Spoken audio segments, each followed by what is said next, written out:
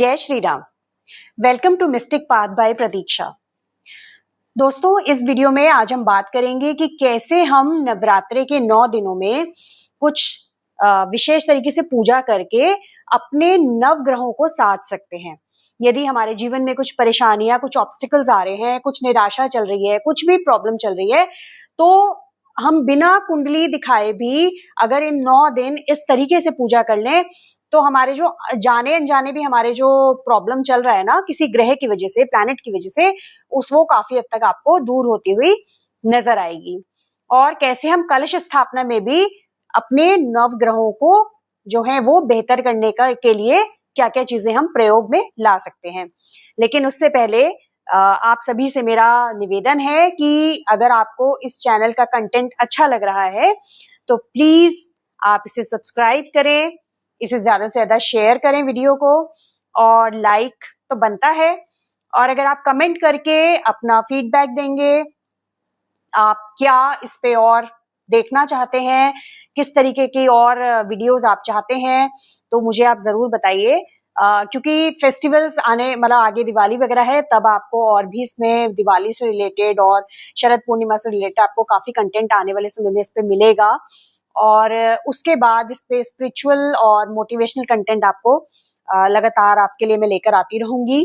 तो लेकिन मुझे आपका सपोर्ट चाहिए, आप लोगों का जो आपने अभी तक साथ दिया है जिस तरीके से, और उसी ने मेरा हौसला बढ़ाया है। तो आगे भी आप लोग सपोर्ट करते रहिए। प्लीज सब्सक्राइब जरूर कीजिए, बेल आइकन प्रेस कर दीजिए, जिससे कि जब भी, क्योंकि एवरीडे इस पे कुछ ना कुछ वीडियो डलता ही है इस चैनल पे, तो आपको वो टाइम से पता चल सकता है। नवरात्रि रिलेटेड भी अभी बहुत कंटेंट इस पे आने वाला है और कुछ डाला भी जा चुका है। तो अब हम इस वीडियो को शुरू करते हैं। तो दोस्तों, आप जानते हैं कि 9 शक्तियां हैं, देवी माँ की 9 शक्तियों की पूजा होती है, उपासना होती है इन 9 दिनों में, इसलिए इन्हें नव दुर्गा भी कहा जाता है। अब अगर आप 9 के अंक की बात करेंगे ना, तो आप सोचिए कि हमारी कुंडली में ग्रह कितने होते हैं? 9। नवग्रह शांति की भी बात की जाती है। तो यानी कि जो माँ है ना, माँ की जो हर एक शक्ति है, हर दिन की शक्ति है ना, उनका संबंध किसी एक ग्रह से है। जी हाँ, आप में से बहुत सारे लोगों को ये नहीं पता होगा। आज हम बात करेंगे कि किस शक्ति का संबंध किस ग्रह से है, और उस दिन क्या छोटा सा रिचुअल करके हम अपने 9 के 9 ग्रह को जो है वो अलाइन कर सकते हैं और अपने बेटरमेंट, अपनी लाइफ को बेटर बना सकते हैं। तो हम बात करते हैं कि पहली हम शक्ति की बात करें तो पहली है माँ शैलपुत्री। और माँ शैलपुत्री का जो संबंध माना गया है वो सूर्य से माना गया है। तो इस दिन आप क्या कर सकते हैं, आप पहले नवरात्रे पे जो पूजा आप करेंगे वो करिए, जो पाठ करें करिए, उसके साथ ना एक माला यानी 108 बार जो सूर्य का बीज मंत्र है ना, उसका जाप कर लीजिए वहीं पूजा स्थल पे बैठ के।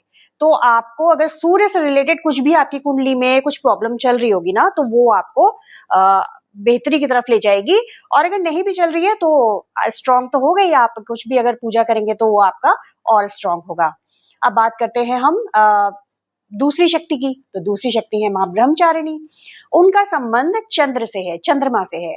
तो उस दिन आप माँ के सामने दूसरे नवरात्रि पे पूजा के बाद चंद्रमा का बीज मंत्र का 108 बार जाप करेंगे तो आपको काफी अच्छा, काफी राहत मिलेगी। चंद्रमा मन का कारक है। अगर आपको बेचैनी, एंजाइटी, निराशा, डिप्रेशन या कुछ भी उदासी, कुछ भी चंचल स्थिरता नहीं है मन में, अगर इस तरीके का भी आपको कुछ महसूस होता है ना, तो आप बिना कुंडली दिखाए भी इस दिन इस रेमेडी को आप कर सकते हैं।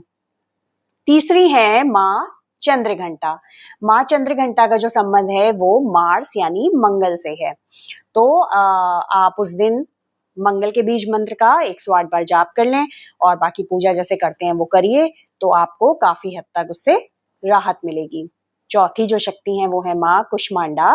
और माँ कुष्मांडा जो है वो उनका जो संबंध है ना वो है बुध से, ठीक है, मरकरी से।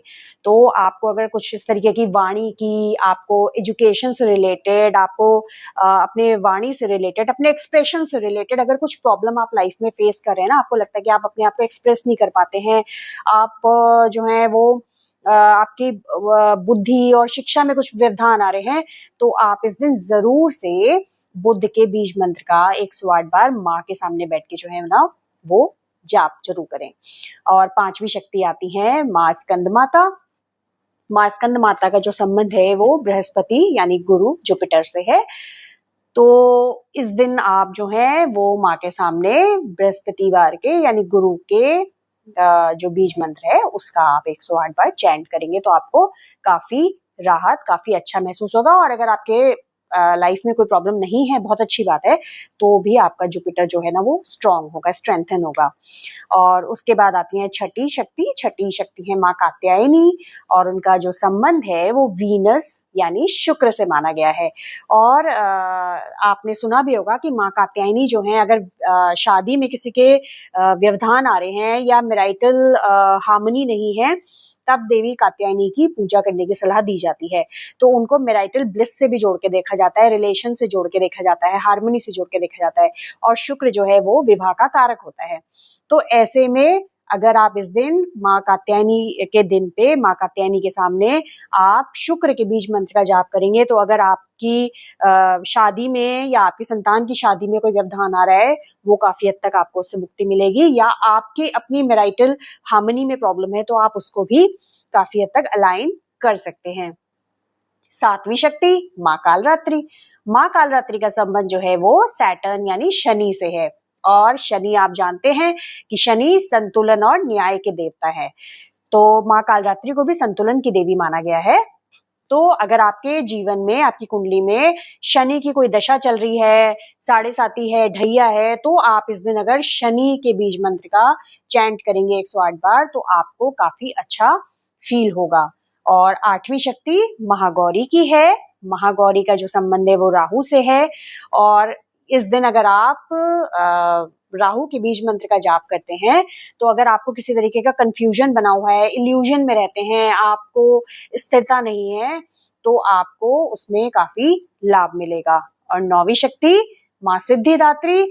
सिद्धिदात्री माँ जो है उनका संबंध जो है वो केतु से है। और इस दिन अगर आप केतु के बीज मंत्र का जाप कर लें तो केतु से संबंधित अगर कोई भी परेशानी आपके लाइफ में बनी हुई है उससे आपको काफी राहत मिलेगी। तो ये हुआ आपके 9 दिन की 9 शक्तियां और उनसे संबंधित ग्रह। और आप क्या कर सकते हैं कि आपको बिना कुंडली दिखाए भी आपके जो 9 के 9 ग्रह हैं वो सध जाएं। ये तो हुई बात चैंट की, पूजा की। अब क्या है कि हम सभी, अधिकतर लोग नवरात्रि में कलश स्थापना करते हैं। तो इसमें भी ना आप कुछ कलश में कुछ चीजें डाल के ना आप वो 9 दिन कलश रहता है और वो एनर्जाइज्ड होता है। हम महसूस करते हैं उसको कि उसका जो जल होता है बहुत एनर्जाइज्ड होता है। तो वो आप उसमें ना ये जो मैं चीजें आपको बता रही हूँ, अगर आप उसको वो डाल दें कलश स्थापना वाले टाइम पे और 9 दिन वो वहीं रखा रहे तो भी आपके 9 के 9 ग्रह जो हैं आपकी पूरी फैमिली के, वो काफी हद तक अलाइन हो जाएंगे। तो करना क्या है, सिंपल है। जल तो आप रखेंगे ही, आम के पत्ते, ये पान के पत्ते, जो भी आप जैसे भी रखेंगे, नारियल वो तो करेंगे। कलश में ना आप जैसे सूर्य की हम बात करें तो सूर्य से संबंधित कोई भी चीज, जैसे गेहूं सूर्य से संबंधित माना जाता है, आपका लाल चंदन माना जाता है। तो जो भी आपके घर में है ना, थोड़ा थोड़ा, इतना इतना चुटकी भर आप गेहूं के दाने डाल सकते हैं। आप लाल चंदन, थोड़ा सा पिंच ऑफ लाल चंदन किसी भी पूजा घर पे मिल जाता है, वो आप उसके अंदर डाल दीजिए। फिर आता है चंद्र। तो चंद्रमा से रिलेटेड क्या है, सफेद चीजें। तो सफेद चीजों में वैसे तो दही भी आता है, लेकिन दही अब हम 9 दिन पानी में डालेंगे तो वो पानी को थोड़ा डिस्टर्ब करेगा, खराब करेगा। तो हम क्या कर सकते हैं, हम उसमें थोड़े से चावल डाल देंगे चंद्रमा के सिंबल के रूप में। फिर आता है मंगल। मंगल में क्या है, मंगल में मसूर की लाल जो दाल होती है, मसूर दाल, लाल वाली, काली वाली नहीं, उसके कुछ दाने, 2 4 5 दाने आप उस जल में डाल दीजिए। फिर आता है बुध। बुध के लिए क्या, हरा रंग, यानी साबुत मूंग, हरी होती है मूंग, साबुत मूंग के आप 2 4 दाने उस कलश में रख दीजिए, डाल दीजिए। उसके बाद आता है आपका जुपिटर, बृहस्पति। बृहस्पति का रंग पीला। पीला रंग क्या है, पिंच ऑफ हल्दी। ज्यादा कुछ नहीं करना, सब कुछ हमारे घर में होता है। पिंच ऑफ हल्दी आप उसके अंदर जल में डाल दीजिए। फिर आता है हमारा शुक्र। शुक्र अगेन सफेद है, तो उस दिन उसमें हम क्या कर सकते हैं, थोड़ा सा 2 4 दाने हम चीनी के डाल सकते हैं उसमें। और उसके बाद सैटर्न, शनि। शनि के लिए आप 2-4 दाने काले उड़द के डाल दीजिए या काले तिल के डाल दीजिए, जो भी अवेलेबल है आपके पास। ये आपका सैटर्न हो गया।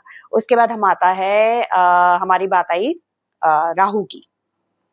तो राहु के लिए हम अगेन तिल डाल देंगे और केतु केतु के लिए भी हम या तो कोई सिक्का डाल सकते हैं या फिर तिल जो है वो ही उसमें आप डाल दीजिए।